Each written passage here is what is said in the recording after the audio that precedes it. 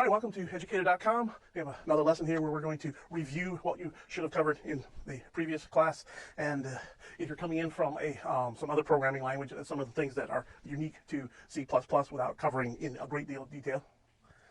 Okay, we're going to cover things like how to get your compiler and your editor, the way comments look in C++, some simple data types, some string types, operators, expression, assignment statements, branching, your if, your switch. Something unique to C that branches into C++ and the other languages is the ternary operator, a go-to statement we'll look at briefly. Doing looping, your while loop, and there's a while on both ends of the loop. There's your for loop, break out of the loop, continue in the loop. We'll look at functions briefly, arrays, pointers. Of course, this is how your pointers look. Some object-oriented programming, and finally input and output, the simplest way that is done in C++. Okay, now if you've had the introduction class, you have already got a compiler. I like to use MinGW because it's minimalist, it's small, it fits in your machine. You can also get other compilers. There's a Cygwin project, which emulates a POSIX system, which is a type of Unix, and that may be very valuable to you, especially if you need to learn Unix at some point in time, or Linux or things like that. If you can stay in the Windows world, there's Microsoft Visual Studio Express, which has a C++, there's also C#, a number of other things. Now, Macintosh is kind of unique. You have to register as an Apple developer and then download Xcode. Make sure you get the Xcode for your version of the Macintosh operating system. This is their website. Now, if you're running on Linux, there's a couple of varieties, major varieties of Linux that are popular. There's the Red Hat. So if you log in as root, run this command, that will download a C++ compiler for your system. If you have Ubuntu, which is also Mint, Debian, and a few others based on that, these are your set of commands to get the build essentials. Now, some distributions, I just downloaded Mint on a machine, and it has a software manager. And you go into the software manager, you can download C++, you can download Eclipse, any sorts of things. You can use their software manager. If your distribution has got a software manager or an update manager, whatever you happen to call it, it's probably a better way to get it down that way. Now, for an editor, you need to type in your code. You need to cut and paste it from other places. Do not use a word processor. The primary reason the word processor likes to give you intelligent quotes, which are intelligent for words and paragraphs and writing letters to grandma and stuff, but they're not good for coding. I'll show you an example of that a little bit later. Do use a programmer's editor. Get an editor that's specifically for creating software. Eclipse is a very popular one, is the one we'll be using in the class. Get the CDT, which stands for C Development System, or not sure what T stands for, but anyhow. Don't just get Eclipse, get the CDT version. The Programmer's Notepad is a nice one that I use for a lot of things where I don't need to have code completion and outlines what my code looks like, different things like that, but it is a very nice editor. Notepad++ is a nice editor. Emacs, if you're familiar with Unix and Linux, is a very popular editor. I couldn't tell you why. I don't like it. A lot of people like it. Vim is a popular editor, and the reason why it's popular is always available if you're in Linux. MinGW happens to include a version of it. It's the editor that even people who love it hate it, but don't worry about it. Probably would prefer to get something else. But if you're going to be using Linux a lot, Vim is a very popular editor in Linux, so you might want to look at that just to learn how it works. We'll do a real quick overview of how to compile a program. If you're running Eclipse, there are steps that you have to follow. If you're in a command line, which is typical for Linux, you can also do this in MinGW. The Cygwin project has also got a command line interface where basically you bring up, if you're in Windows, you bring up a command window. If you're in Apple, you bring up a command window, and you start typing commands. So if you edit a file, we'll call the file helloworld.cpp. This is typically the extension used for a C++. Other extensions include capital C, which you can't use in Windows because Windows is not case sensitive. Sometimes you'll see C++ as an extension, but we'll be using CPP all the time. So here's the text of your Hello World. This is probably one of the most basic C++ file programs available. So what we're going to be doing here is we're including in the IOStream library because we'll be using IO, in particular cout is our output. Now here's what I'm talking about, the intelligent quotes.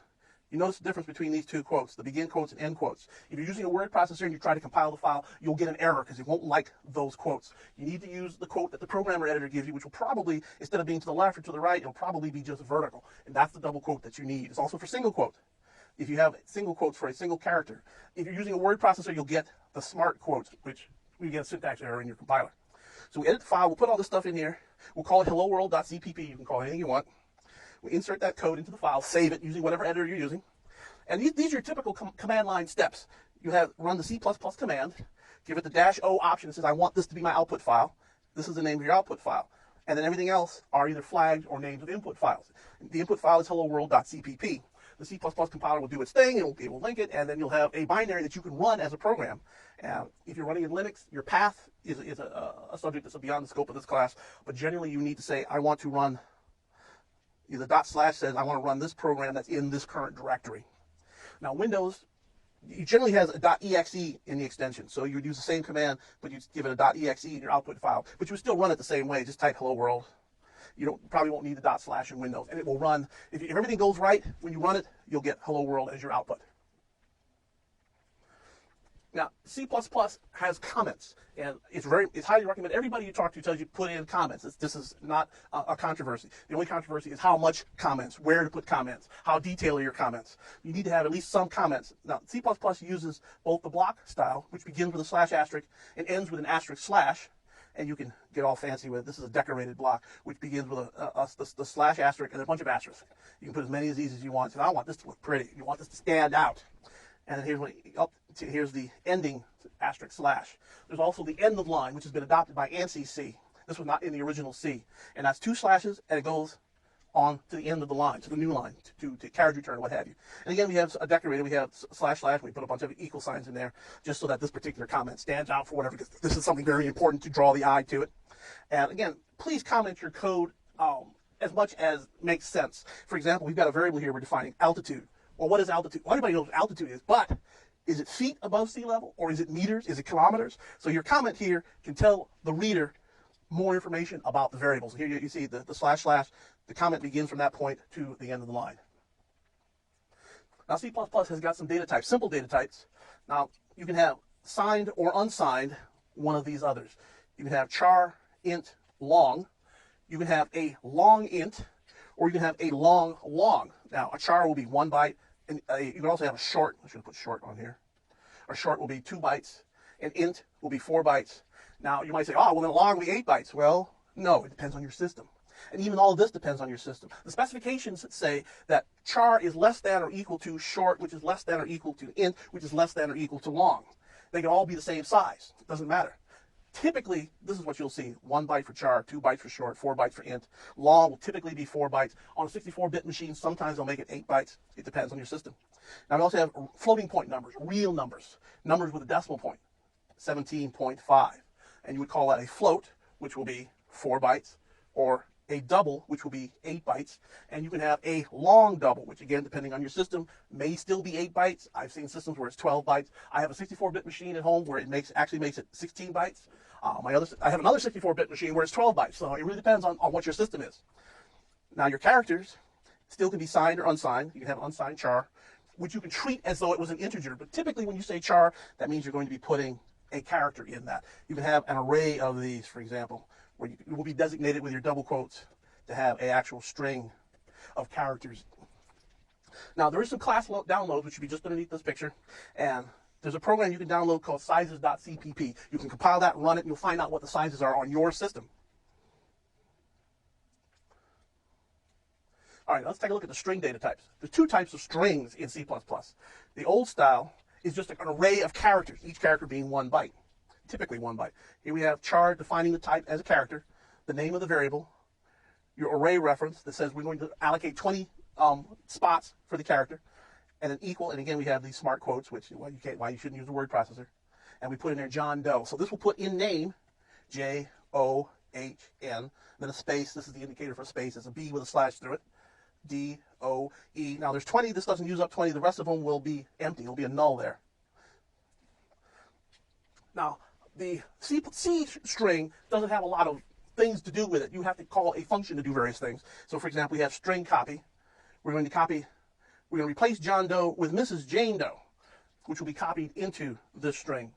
Now, we also have a pointer here. We have the file name is a pointer to a string of characters, and it's initialized to myfile.txt.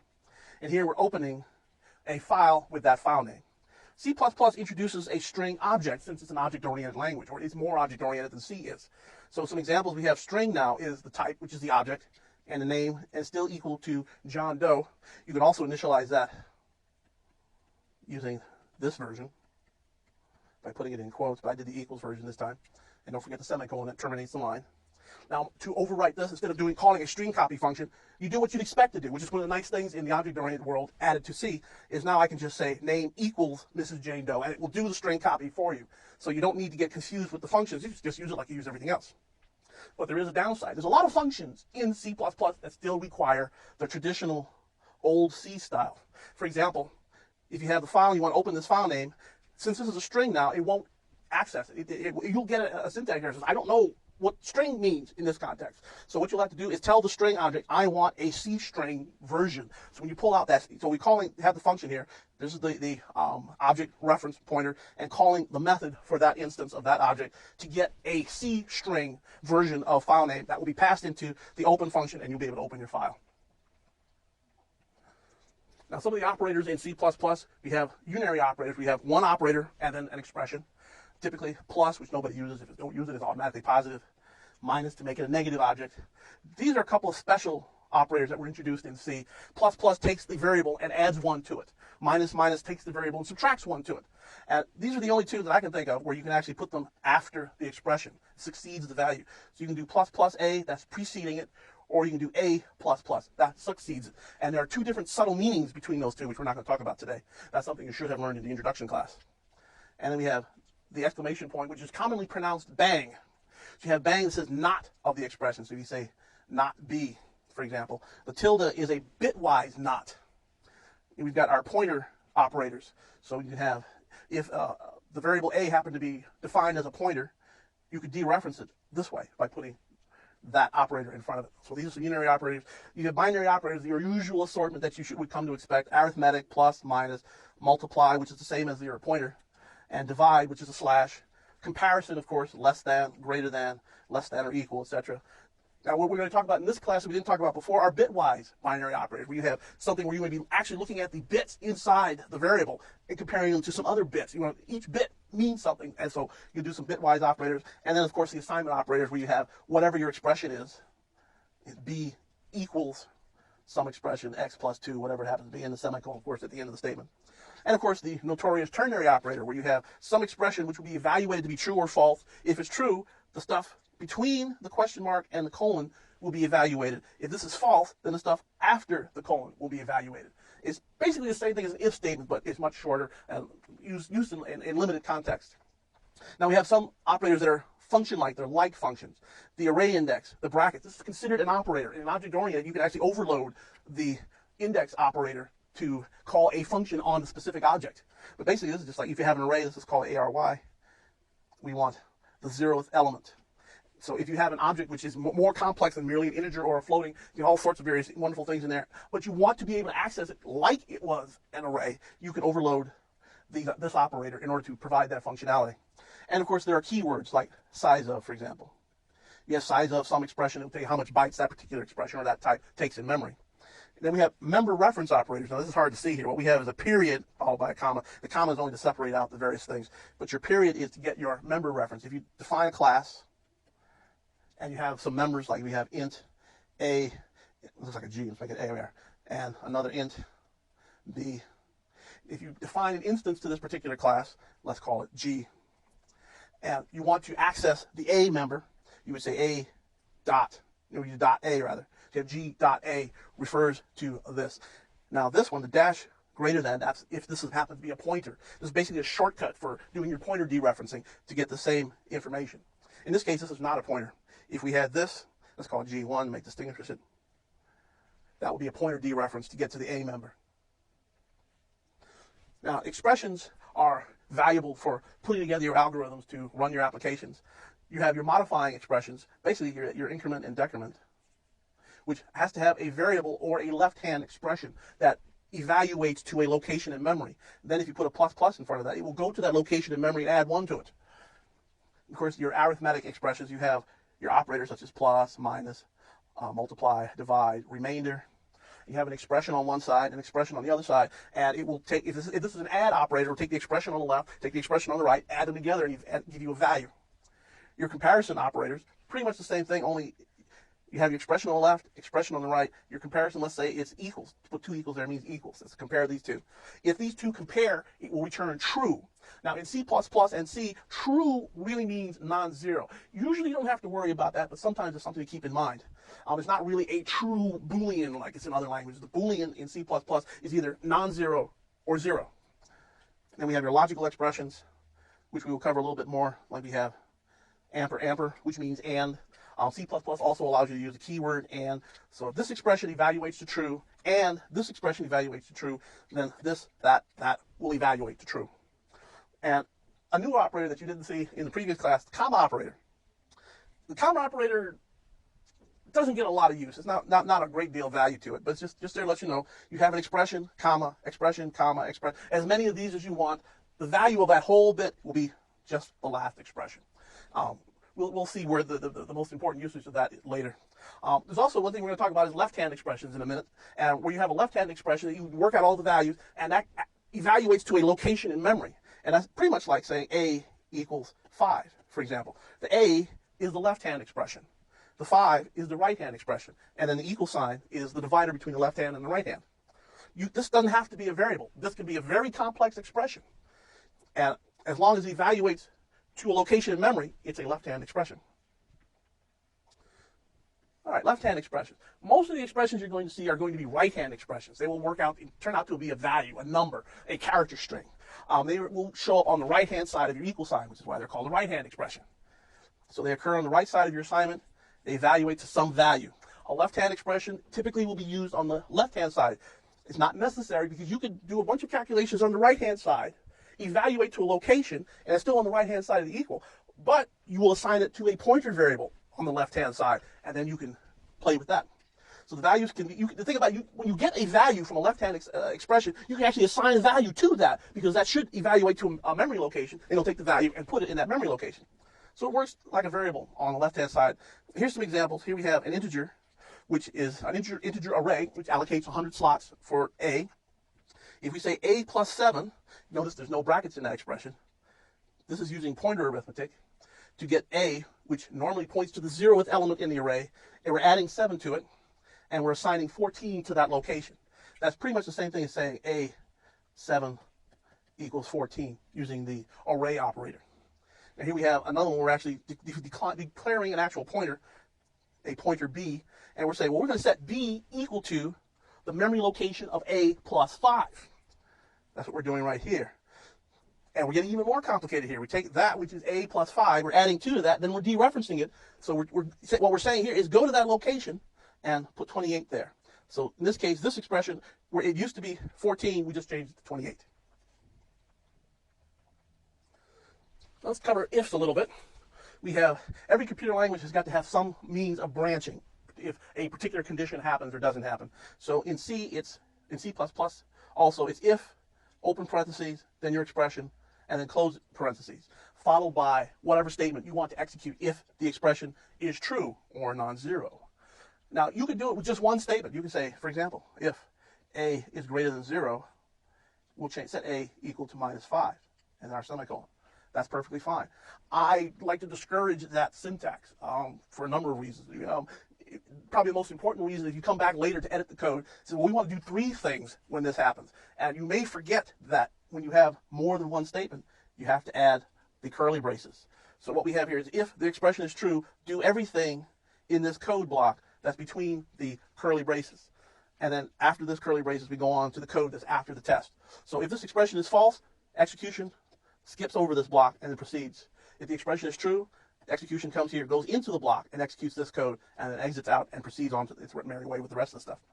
Now we also have the else statement. So we have the same syntax here, if, open parentheses, your expression, close parentheses. Like I say, I recommend putting the curly braces. And then if this expression is false, then instead of going into this block, it will go into the else block.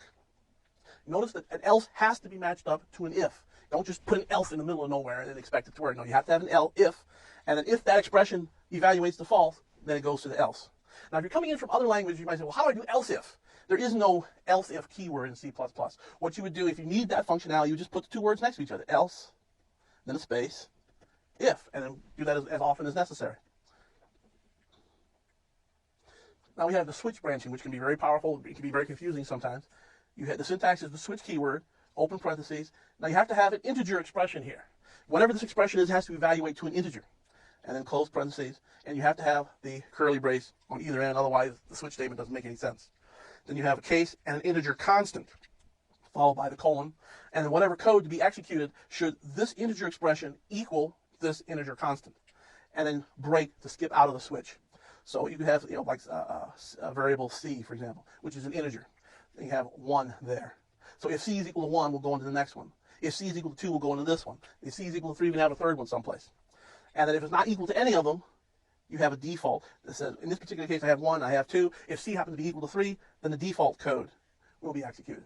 And you don't need the break for that. Sometimes it's a good idea to put the break there anyway, because very often what will happen is someone will think of a new case that would go in the default code. So, well, let's change this. Instead of default, we'll change that to case 99, and we'll have something else be the default. So that way you don't have to remember to add the break. It doesn't hurt to have the extra break. And then there's a code that's following the switch. Now, this is how you do loops in C++. We have the while loop. We have the keyword while, open parentheses, an expression which must evaluate to true or false. If it evaluates to true, the code here in this code block will be executed. So we have open parentheses, close parentheses.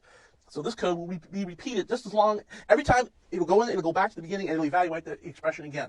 Presumably, something inside the block will change something that gets evaluated in the expression. Most typical would be something like you have int x equals 0.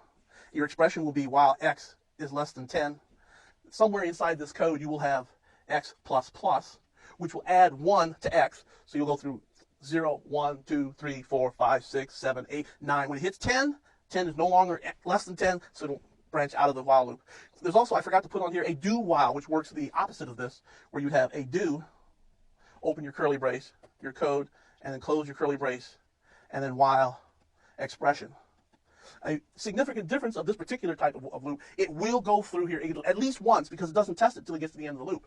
In the while loop, it tests at the beginning. If, for example, we have, here we say, let's make this 90. If we say int x equals 90, 90 is not less than 10. So this code won't execute at all. It'll just skip out the first time. Now the other loop is the for loop, which is similar to the while loop with some additional goodies. We have the for keyword, the open parentheses, your initialization code, semicolon, your truth expression, which is just like the expression for the while loop, semicolon, and then your increment code, and then you close parentheses. And again, we have a block inside of curly braces. And this word should have been here. There we are. So the initial is evaluated once it starts. For example, x equals 0. The code is repeated while the expression evaluates to true or non-zero, such as x is less than 10 as the expression. And then the increment is evaluated at the end of the loop before going back to test the expression again, such as x plus plus, to increment the value of x. So increment is evaluated at the end of each loop. Now the break statement, you can put if something has happened, then break.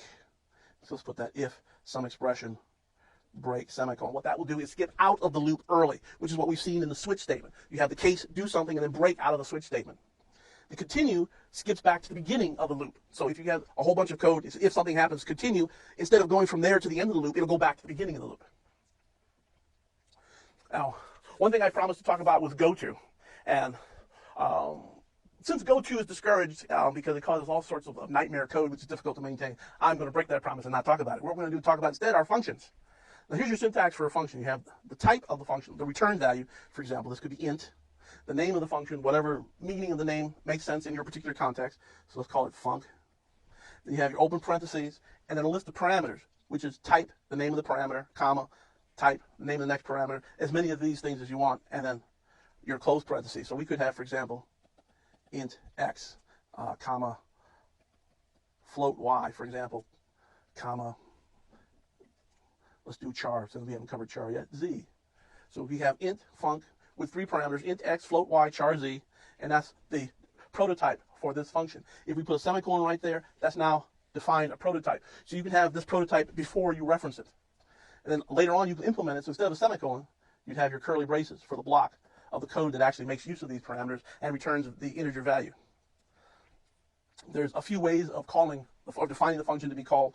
Typically, you have call by value. So the value that you put in the parameter will be copied inside the function. So the function is free to change that value. It does not change the original value for the caller. There's call by address. You'll send in the address, a pointer to your variable. In that case, the function can make changes, and since it has access to the actual location where the parameter is stored, the function can actually change the parameter. And then there's call by reference, where you use the ampersand parameter. And that is pretty much the same thing as calling by address, except you don't need to specify. For example, in here, if we had, let's put a F, we'll put a call by pointer A. I forgot to put the type. Let's put int A.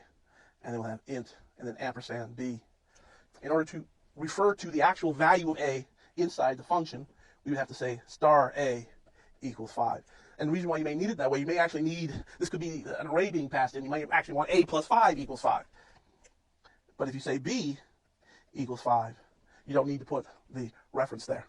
And you have default parameters. You can have the parameter specified, such as C equals 7, right there inside the function definition. So if the caller does not provide a parameter there, it will get a default. Now, functions generally return a value. That's usually what they're for. They're doing something like sine and cosine and stuff. So here's a number, take the cosine of this number and return what its cosine is. But sometimes you don't need to have a return value, so you have void as the return value. So there's no return for void. And functions in C++ can also be overloaded, which means you can have the same name, but with different parameters. And hopefully, since they have the same name, they have similar functions. One very bad thing to do would be to have different functions with all the same name, but they're doing different things. The reason why you're overloading it is you want to do the same thing, but you want to do it with a different type of variable. So that's available in C++. Now we also have arrays. An array is a chunk of memory, a block of memory that's divided into as many pieces to fit what you have. So we have defined here as type, the name, and then there's your square bracket operator, and then the allocation. How many of those things are you allocating? If you have an integer here, and let's call it A, and this is 100, then it will allocate space for 100 integers. If you have a structure or an object or a class that happens to take 200 bytes, and you put 100 here, it will do 100 times 200 to allocate a block of memory to have each one of those contiguous next to each other. And right here we have the initialization at compile time. So we have int a 100 equals, we can put 1, 2, 3, blah, blah, blah, blah, until we get out to 100. So when you run the program, the compiler will preload all this data in the array for you. It's very useful. Now you can leave the allocation off if you have particularly if you have initialization there. The compiler will count them for you. So you could have int a equals 1, 2, 3. This is a curly brace. Doesn't look like that's what it is. So the compiler will give you, it'll be just like if you would put a 3 in here. The compiler will count them for you, allocate as much space as you need, and then initialize them. You can also have multi-dimensional arrays. And they're done in C++ by having the brackets next to each other like this. I know in some languages it would be allocation, comma, allocation, comma. C++ doesn't do that. So we have a two-dimensional array. Let's call it M for matrix. Say it's int M, and then 3, and then 4. So that'll allocate 12 integer slots for the matrix M. And you can initialize it in the curly braces again. So you have value, value, value, and then comma. Open up another one, get the next row, and then finally for the entire thing.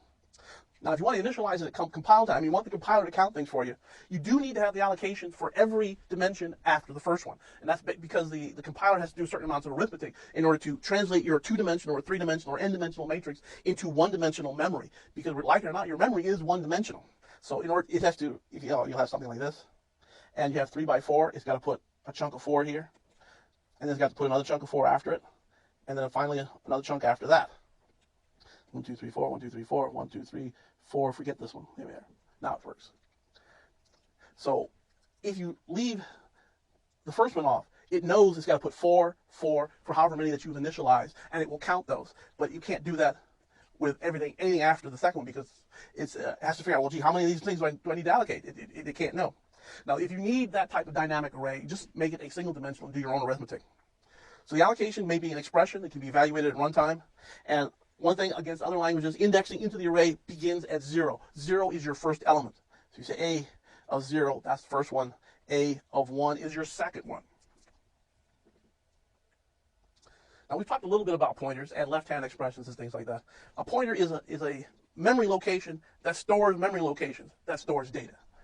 So use a dereference operator, which is the asterisk, to indicate that you're dereferencing a pointer. So it also indicates that you're declaring the pointer. Here we have something int star a, which declares a pointer to an integer type. Here we're assigning star a equals 5. Now, if you try this just like this, it will crash, because this is just declares the pointer. It does not allocate the memory for it. So if you just do this like this, there's no memory. The pointer points nowhere. Here's another. We have a structure called train, and we have t, which is a pointer to that train structure. And again, there's no allocation in this particular command. So we'll use the reference operator to get a pointer to a specific location. Now here we have a regular ordinary integer variable called b, which we're setting to 10.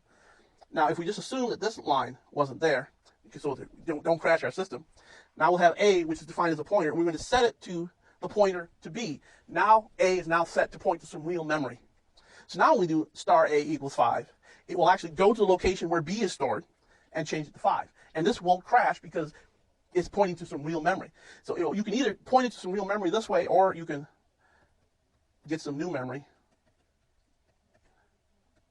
by using the new operator. So this will actually go out to the heap and grab some memory and make your a point to that memory. So then you can do star a equals 5 without worrying about crashing the system. Now functions use these pointers for call by address and call by reference, because you have a variable called a, for example, and it's an integer, and it's in your calling space, it's in your program space, and you want to call a function, you want that function to change your variable. Well, call by value, it can't change, but if you give it a pointer to your variable, then the function can use that pointer to go to your memory and actually change your memory. So this is one way of adding output variables, output parameters to a function. And you can do arithmetic on those pointers to advance through the memory. So like if a is a pointer, or if a is an array, you add 2 to it, it will go to 2. So a is a pointer. We did define that as a pointer. So we'll go to 2 memory locations, 2 integer-sized locations past a. And in this particular code, you have no idea whether that'll work or not, because you don't know what the compiler put after a. But if a was an array, let's say we have c. Let's say it's c of 7. Now you can do c plus 2, and you know that is still pointing into the block of memory that you allocated for c. Now we have structures, another thing you need to know about in C++. A structure collects a lot of related data together into a single object. It's sort of before going into object-oriented. This existed in C, and you could use it kind of like object-oriented programming in C.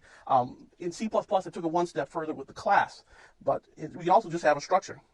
Now the main important difference between a structure and a class, the default access for a structure is public. Everybody can see everything that's inside your structure, and that's basically the way it was with C. With a class, the default is private. So if you want something to be visible outside the object, then you declare it to be public. Now here's an example without structures. We have a person, a company, and we need to have some number of them. Let's say max was defined to be 100. And it's defined earlier up in the code. So we have a two-dimensional array of the name of the company. So each one will be 30. Another array of the age of the company, and then another array of the sales of the company. So if you want to access the data of a given company, you want the sales, you would just say sales of, let's say you have IDX is set to something like 15 or whatever it is. And this can be cumbersome, especially if you're reading things in and out of a file, for example. I want to just get the employee data, or I'm going to put the employee data out there. So the solution is to put it all into a structure. So we have struct, open brace, close brace. We're calling it company, and we're defining a variable comp. So we have here an array of structures. So the age of company 17 is 27, and here's that structure reference operator. And one another advantages of this, if you have some code that you're selling or giving to someone else, and you have this in your header file defining what your structures are, and you decide, well, gee, we need more. We need to keep some different information. Like we need the last name, and we need the first name. So let's add something else. We'll just put it in there. We'll call it char. This is a company. Let's call it the New York Stock Exchange sticker, like Oracle was ORCL, for example. And we'll say there's room for 10. So we have a company where the set the name is equal to Oracle, and I made this too long. I don't want to type all that. Let's call it the NYSE. Will be ORCL. And so you don't have to change a whole lot of code. You don't necessarily have to tell people that you're adding this. It's probably a good idea, especially if you want to make it public and you want people to have access to it. But this keeps all your data together in a more logical location. Now, which brings us to object-oriented programming, which is the ultimate in terms of encapsulating all the data for an object into one thing. And the syntax is similar to the struct. Instead of saying the keyword struct, you'd have the keyword class. the access defaults to private. So if you want something to be accessible to callers, you would define them to be public. And typically you'll have private data and public access methods. Now, the data inside the object are called fields or attributes, and it holds the state of the object. You have an airplane object with an altitude data system. The altitude of this plane is currently some number of feet above sea level. And then you have a method, which is an object-specific function. So you grab an instance variable of a specific class, say it's the airplane, and we want to initialize its altitude to, let's say, not 0, but the current altitude where we're sitting, because 0 would be sea level. But we're at this particular airport. This particular airport has a sea level of, say, 1,000 feet. So we'll initialize the plane's on the ground. We'll say that the airplane dot altitude equals 1,000.